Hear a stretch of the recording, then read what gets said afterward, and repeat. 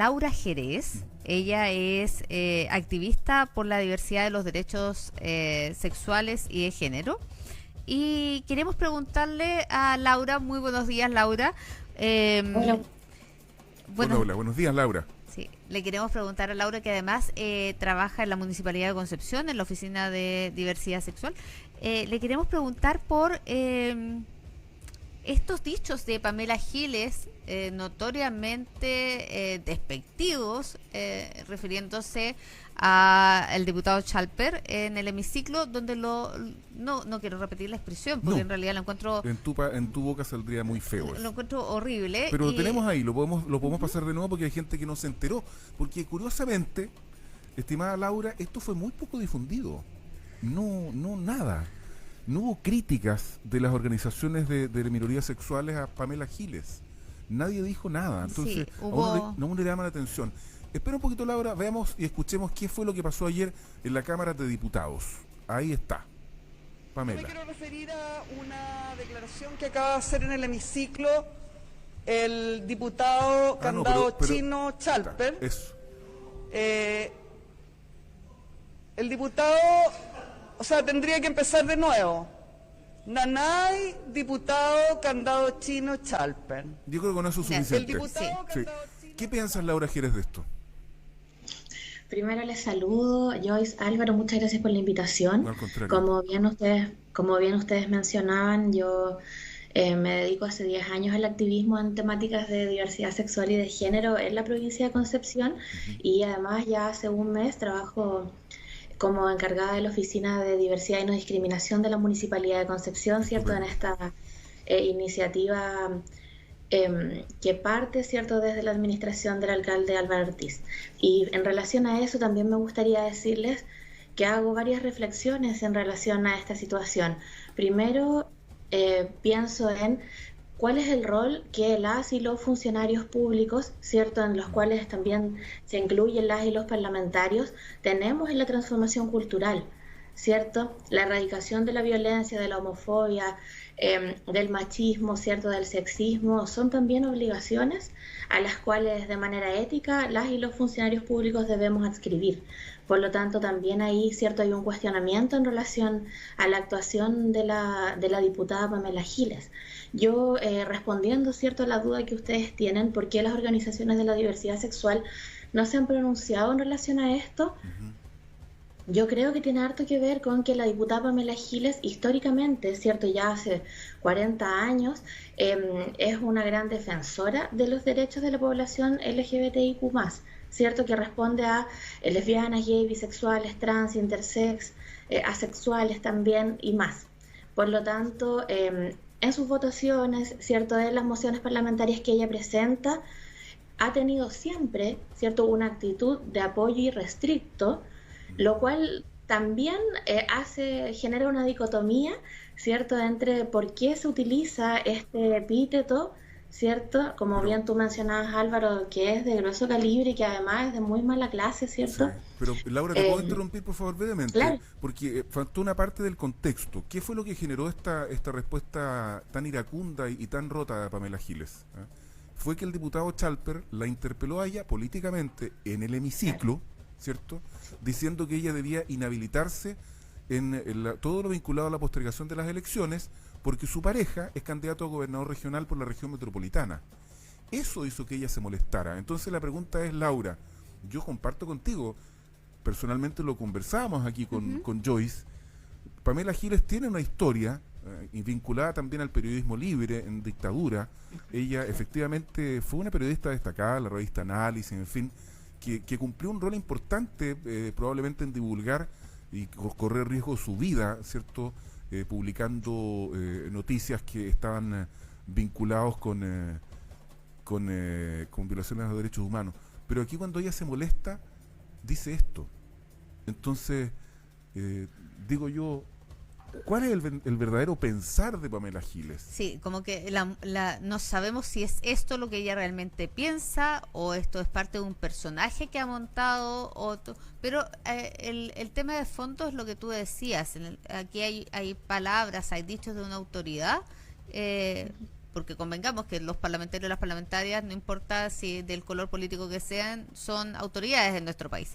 Está refiriéndose, usando una palabra en forma además despectiva, una expresión en forma despectiva.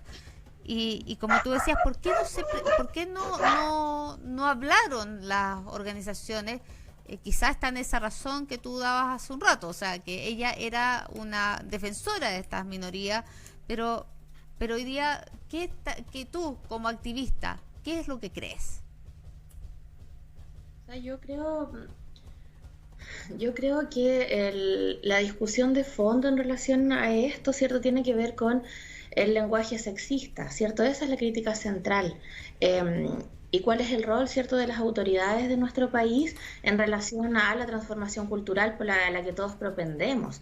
Entonces yo pienso que en esta época, ¿cierto?, no estamos para decirle a quién tú eres hombrecito, no eres hombrecito, ¿cierto?, que es la parte segunda de este cuestionamiento, y que tampoco, ¿cierto?, las prácticas sexuales de las personas, ¿cierto?, como esto, ¿cierto?, que es el candado chino, ustedes saben que está referido a una práctica sexual de autoestimulación anal. Las prácticas sexuales, ¿cierto?, son algo relacionado a nuestra intimidad, a nuestra identidad, y no es algo por lo que en esta época, ¿cierto?, las personas podamos hacer mofa de.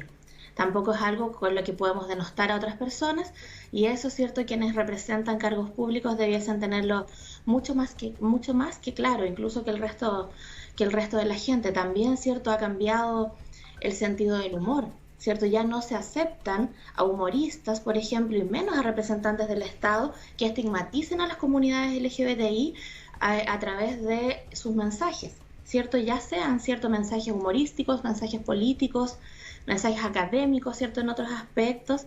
Entonces yo analizo, ¿cierto?, cuál es la aproximación que ambas personas involucradas tienen hacia los derechos humanos de la comunidad LGBTI, y ahí hago una diferencia, ¿cierto? Pamela Giles probablemente no va a ser atacada por las organizaciones, o no va a ser cuestionada, que es la palabra correcta, porque ella ha sido siempre una aliada.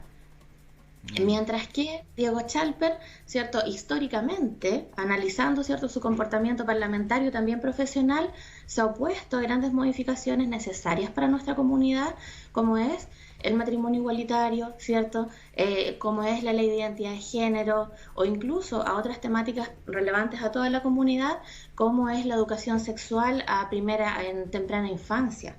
Por lo tanto, para mí ese es el análisis, ¿cierto? O sea, yo no creo que a Diego Chalper lo estén atacando por posiblemente tener este tipo de prácticas sexuales asociadas más a hombres gays, ¿cierto? En el fondo yo creo que Pamela Giles toma este error lingüístico que él comete durante una entrevista, porque ustedes saben que ella le dice diputado candado chino porque él se equivocó en otra entrevista que dio hace mucho tiempo atrás, ¿cierto? Y dice, él quería decir zapatos chinos, no me voy a meter en un zapato chino, que sabemos que hace alusión, ¿cierto?, a entramparse uno mismo en dificultades, y él utiliza este otro concepto que no es correcto. Por lo tanto, ahí viene la gran dicotomía. ¿Por qué Pamela Giles, defensora de los derechos humanos, ¿cierto?, usa esto que ella sabe que a nivel social va a ser interpretado haciendo alusión a la orientación sexual o a las prácticas sexuales de Diego Chalper para atacarlo? Pero ¿y eso te parece correcto? Porque de todas maneras, mira, en las prácticas sexuales, siempre que no sean atentatorias contra los derechos de otro, cada cual es libre de ejercerlas como le parezca en el ámbito de su, ¿cómo se llama? De su intimidad. Lecho nupcial, o llámalo como quiera, digamos, por ponerme un poquito chistoso. ¿Ah?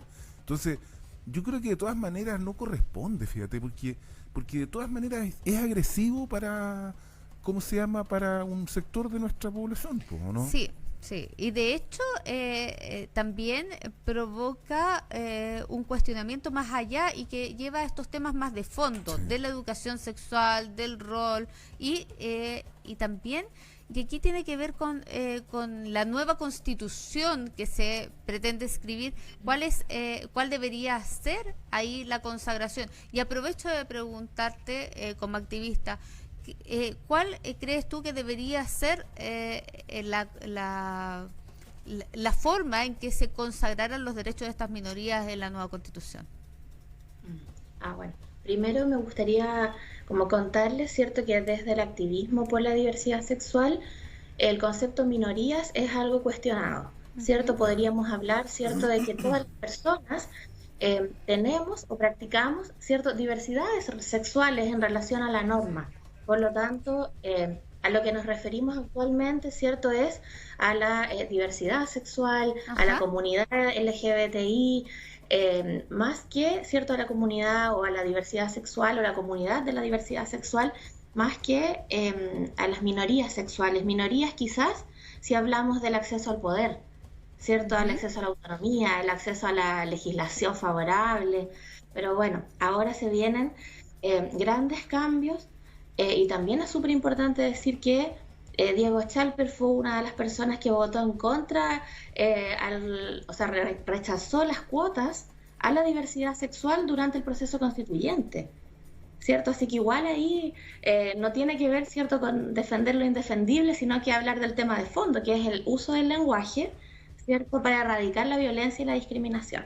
Entonces, en relación a cuáles son los temas pendientes, ¿cierto?, y que debiesen ser regulados a partir de la nueva Constitución, primero, ¿cierto?, ustedes saben que dentro de las grandes demandas actuales del movimiento LGBTIQ+, está el matrimonio igualitario, está la reforma a la ley antidiscriminación. Ustedes saben que fue aprobada en el año 2012, pero que no tiene una institución del Estado que regule o ejecute esta ley. En el fondo, la ley antidiscriminación genera un procedimiento legal, ¿cierto?, en la que nos dice, por estas 18 características yo no voy a poder no voy a poder discriminar.